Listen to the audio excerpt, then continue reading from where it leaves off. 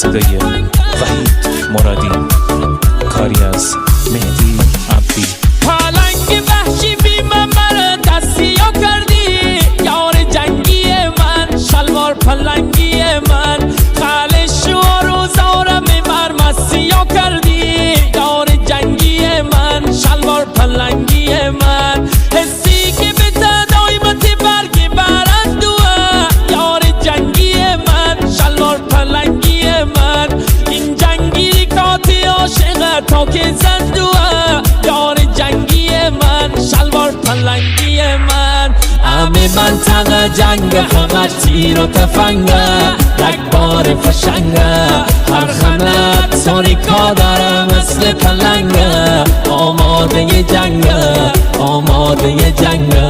همه منطقه جنگ همش تیر و تفنگه، رگبار فشنگه، هر خمت تاریکا داره مثل پلنگه، آماده جنگه، آماده جنگه. پخش در کانال رسمی استریو مهتاب.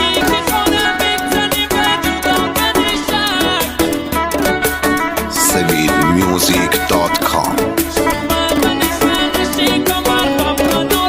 جان دلبر پلنگ وحشی بی من مرا دستیا کردی، خلش و روزارم ببر مسیا کردی، یادش بخیر.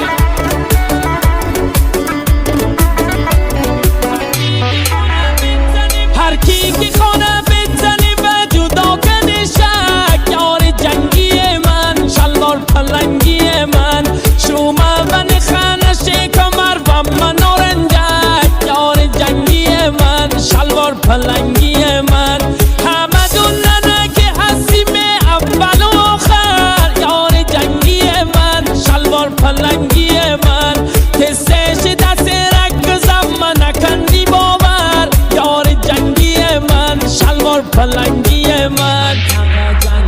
همه منطقه جنگ همش تیر و تفنگه، رگبار فشنگه، هر خنت تاریکا داره مثل پلنگه، آماده جنگه، آماده جنگه.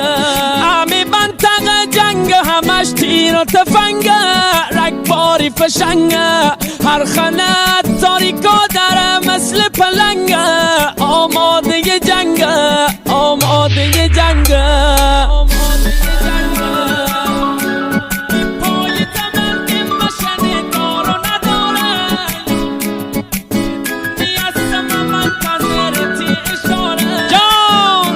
یار جنگی دا، شلوار پلنگی دا، به پای تمند مشن دار و نداره، یار جنگی من، شلوار پلنگی من، شدونی هستم منتظرتی اشاره، یار جنگی من، شلوار پلنگی من، اتارک داره به اسم غیرت خالی خوره، یار جنگی من، شلوار پلنگی من، هم تیپیش بوری من تناب داره، یار جنگی من، شلوار پلنگی من. همه منطقه جنگ فقط تیر و تفنگه، رگبار فشنگه، هر خمت ساریکا داره مثل پلنگه، آماده جنگه، آماده جنگه.